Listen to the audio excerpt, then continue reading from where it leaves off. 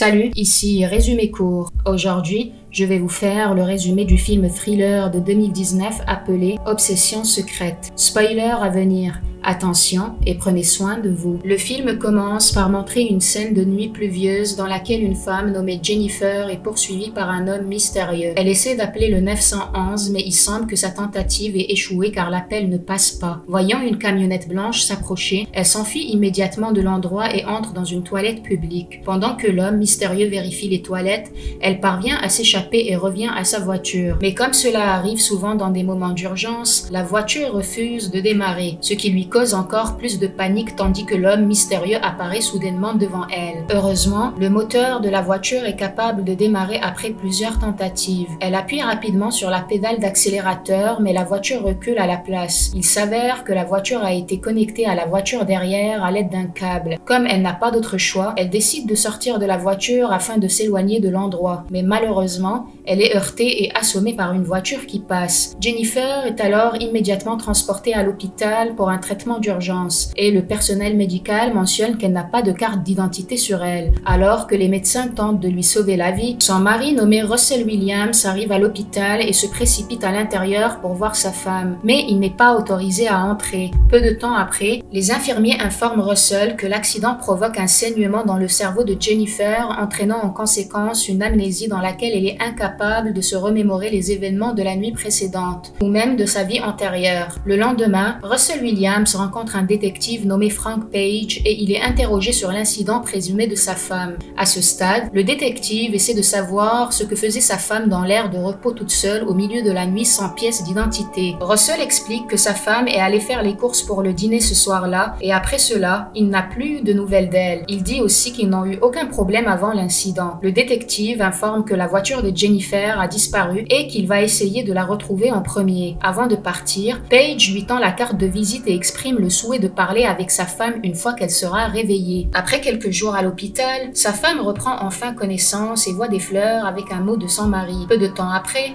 elle reçoit la visite de son mari, mais l'amnésie de Jennifer l'a traumatisée. Russell se présente à elle et lui dit qu'elle s'appelle Jennifer Williams. Afin de l'aider à retrouver ses vieux souvenirs, il montre à Jennifer une photo d'eux deux. Russell commence alors à parler de leur passé et lui dit qu'ils travaillaient tous les deux au même endroit auparavant. Jennifer semble ravie d'entendre parler de leur passé et pose des questions sur ses parents également. Russell, cependant, répond avec une expression sympathique expliquant à Jennifer que ses parents sont morts dans un incendie il y a 2 ans. Entre-temps, le détective interroge le conducteur qui a renversé Jennifer la nuit précédente. Le chauffeur dit à Page qu'il n'a vu personne d'autre à ce moment-là, mais il mentionne qu'il a remarqué une camionnette blanche qui tirait la voiture avec un câble au moment de l'accident. Il trouve cela étrange car il vient de se souvenir de cette camionnette. La scène se déplace alors vers un homme inconnu se rendant à l'hôpital avec des fleurs pour rencontrer Jennifer. Mais l'infirmière n'autorise uniquement que les membres de la famille à venir lui rendre visite. L'homme dit simplement qu'il se trouvait sur les lieux d'accident de Jennifer et espère que les fleurs lui seront livrées. Alors qu'il s'éloigne, Russell regarde l'homme à distance avec méfiance. Le lendemain, Jennifer semble bien s'entendre avec Russell et les deux passent le reste de la journée ensemble à l'hôpital. Après quelques jours, Jennifer a maintenant l'autorisation de sortir.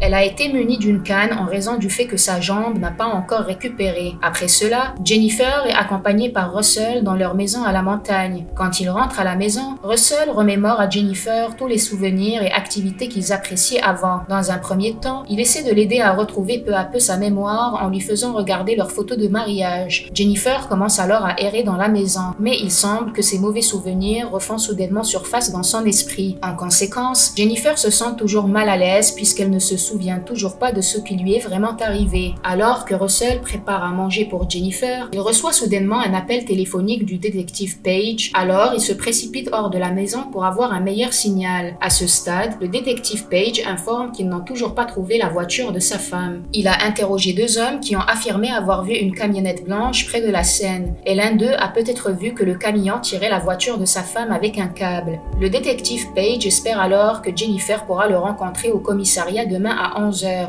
Russell semble vouloir refuser car ils viennent de rentrer chez eux, mais la situation l'oblige à accepter la demande. Plus tard, Jennifer tente de poser des questions sur la conversation téléphonique précédente de Russell, Russell. C'est à ce moment que son mari commence à se montrer suspicieux en prétendant qu'il s'agit d'un appel depuis son lieu de travail, puisqu'ils travaillent tous les deux au même endroit. Jennifer demande si tout va bien parce qu'elle s'octroie une longue période de repos, mais son mari lui dit qu'elle avait quitté l'entreprise depuis qu'ils avaient décidé de fonder une famille. En parlant d'amis, Russell explique qu'il les voit rarement depuis leur déménagement à la nouvelle maison.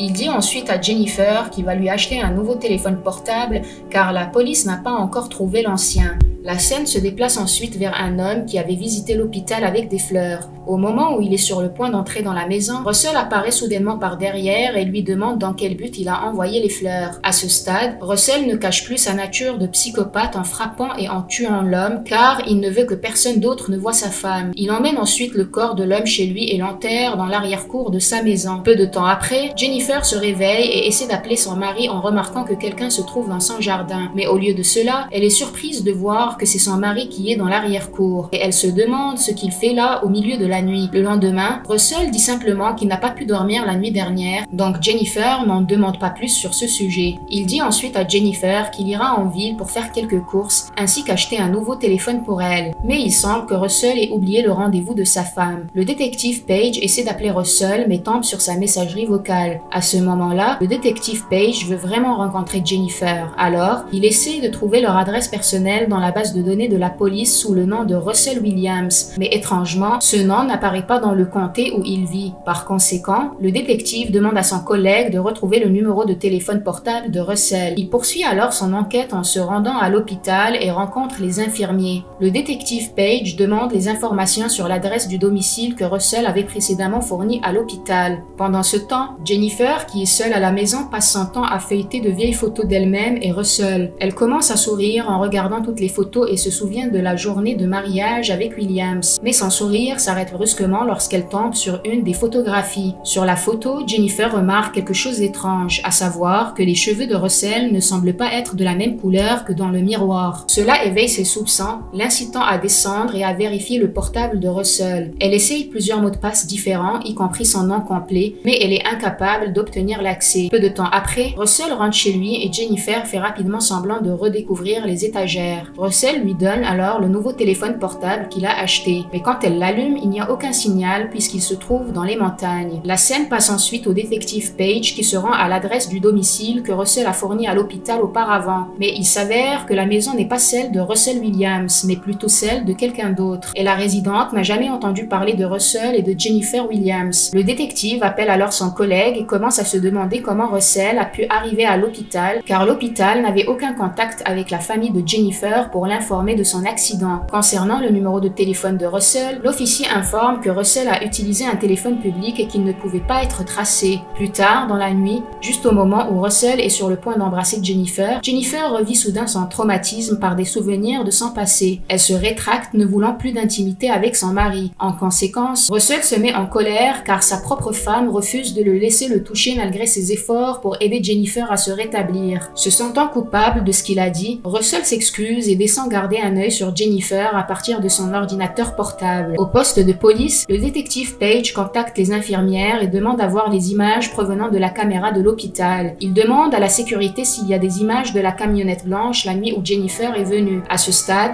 le détective Page se demande, puisque Jennifer n'avait pas de pièce d'identité avec elle, comment Russell a pu prouver qu'il était son mari. Les infirmiers expliquent alors que la note du médecin indique qu'il a montré des photos de famille et a également mentionné un tatouage dans le dos de Jennifer. Lorsque le détective apprend cela, il remarque que le dos de Jennifer a bien un tatouage sur une des photos. Après cela, il reçoit un email de la sécurité de l'hôpital et commence immédiatement la vérification. Et c'est là que certaines de ses grandes questions trouvent une réponse. Il découvre que la camionnette blanche que le témoin a revendiquée plus tôt appartient à Russell. Le lendemain, le détective Page visite un salon de tatouage dans la région et s'enquiert sur la signification du tatouage sur la photo. L'homme regarde la photo et révèle que le tatouage réfère au nom Allen. Le détective Page commence alors à rechercher l'identité de Jennifer dans la base de données en échangeant les noms de famille avec Allen. En utilisant le nom de jeune fille de Jennifer, il découvre que Jennifer partageait une maison avec ses parents à San José. Alors, il se précipite à cette adresse immédiatement. Mais après être arrivé à cette adresse, il constate que la porte de la maison n'est pas correctement fermée. Il tente d'entrer et constate que la maison semble avoir été abandonnée depuis un moment. À ce moment-là, il commence à sentir quelque chose de mauvais. tué. Et c'est alors que les parents de Jennifer sont retrouvés morts dans un état horrible. Le lendemain matin, alors que Russell prend sa douche, Jennifer, qui est devenue très méfiante, tente de prendre son portefeuille et de le cacher.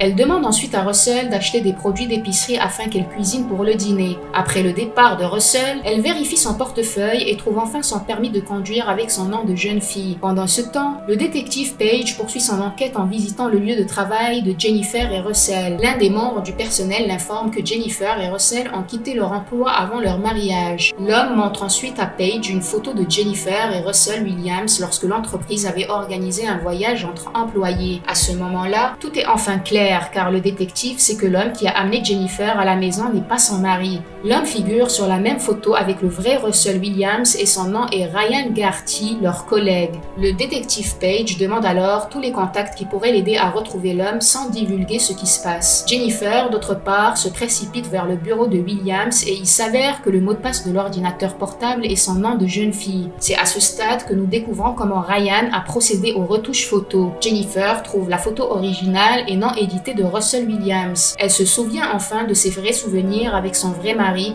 et se rend compte que l'homme responsable de ces événements traumatisants est Ryan. Malheureusement, Jennifer a l'intention de contacter quelqu'un pour de l'aide, mais il n'y a pas de réseau et elle s'aperçoit que le câble internet a été coupé. Ryan Garty, en revanche, vient de se rendre compte qu'il a laissé son portefeuille et il est obligé de rentrer à la maison. Pendant ce temps, Jennifer se précipite hors de la maison et cherche un signal sur son téléphone portable, mais découvre aussitôt que son téléphone portable a été trafiqué par Ryan. Elle continue de courir, mais elle trébuche et tombe près de l'endroit où Ryan avait enterré le corps de l'homme. Ryan apparaît alors de nulle part et la frappe à la tête avec une pierre. Jennifer est ramenée dans sa chambre et elle demande alors ce que Ryan a fait à son mari. Lorsque Ryan entend cela, il enchaîne immédiatement la jambe de Jennifer et part chercher du matériel. Peu de temps après, Jennifer se réveille de son inconscience et essaie de toutes ses forces de libérer sa jambe. Lorsqu'elle parvient enfin à le faire, elle sort de la pièce et se dirige vers le garage où elle sent une odeur de puanteur. Il s'avère que sa voiture est cachée dans le garage. Alors, elle rentre à l'intérieur et parvient finalement à trouver son téléphone portable. Peu de temps après, Ryan rentre du supermarché tandis que Jennifer se cache dans la voiture. Ryan ouvre alors le coffre de la voiture. Il s'avère que la puanteur provient du corps du vrai Russell Williams qui se trouvait dans le coffre. Après que Ryan soit sorti, Jennifer se précipite dans la chambre, mais elle n'a pas assez de temps pour attacher sa jambe et elle met à la place une couverture dessus. Au cours de leur conversation, Ryan jette un regard suspicieux sur la couverture qui recouvre ses pieds et s'approche pour la retirer. Heureusement, au même moment, ils sont surpris par le son de la cloche de la porte d'entrée et il s'avère que leur invité est le détective Page. Ryan n'a pas le choix et il est obligé d'ouvrir au détective l'entrée dans sa cour. En entrant, le détective Page regarde autour de lui et voit la plaque de la maison mentionnant la famille Williams. Il est révélé ensuite que le psychopathe a également changé l'ancienne plaque par la famille Williams. De plus, le détective parvient enfin à retrouver la voiture blanche qui est le seul indice fourni par les témoins. Jennifer essaie d'appeler le détective, lui demande de l'aide et lui dit de se diriger à la porte arrière. Mais juste au moment où il est sur le point d'entrer dans la maison, Ryan fait irruption derrière lui et le frappe, le rendant par la même occasion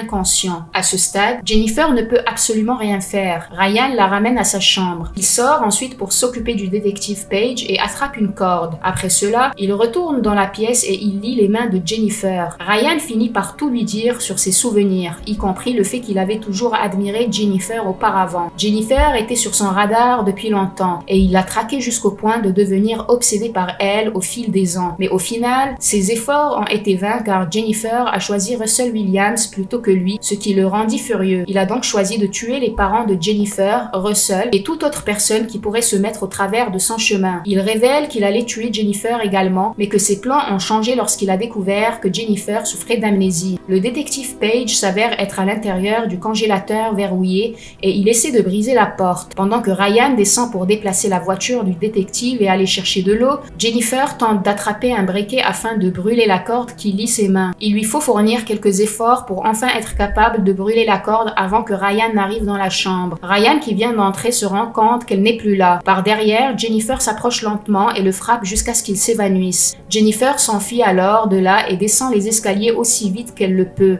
ce qui la fait trébucher et tomber. La montée d'adrénaline qui parcourt son corps l'encourage à ne pas en rester là. Malheureusement, Ryan a réussi à se relever. Il brise la porte verrouillée et commence à courir après Jennifer. Pendant ce temps, le détective parvient à sortir du congélateur et est déterminé à mettre fin à cette folie. Au même moment, Ryan et Jennifer se trouvent dans la forêt, là où Jennifer fait tout pour éviter Ryan. Jennifer tente alors de frapper Ryan par derrière, mais cela ne marche pas. Elle tombe sur le sol comme auparavant dans les escaliers. Après avoir été attrapé par Ryan, il semble qu'il veut vraiment mettre fin à ses jours, mais le détective Page apparaît soudainement et pousse Ryan au sol. Alors que le détective a du mal à combattre Ryan, Jennifer prend le pistolet et tente de tirer en direction de Ryan. En fin de compte, elle est capable de sauver le détective en tuant Ryan sur place. 3 mois plus tard, Jennifer peut à nouveau marcher normalement et elle rend visite au détective Page. Le détective l'informe qu'il déménagera dans un nouvel endroit. Avant la fin du film, le détective Page lui remet une lettre de Russell Williams qu'il a reçue du patron de son ancien travail. Jennifer lit ensuite la lettre qui déclare que Russell l'aimera toujours, peu importe ce qui se passe dans le futur. Abonnez-vous pour plus de vidéos comme celle-ci. Activez la notification pour ne rien rater des prochaines publications et laissez un j'aime pour soutenir la chaîne. Merci d'avoir regardé.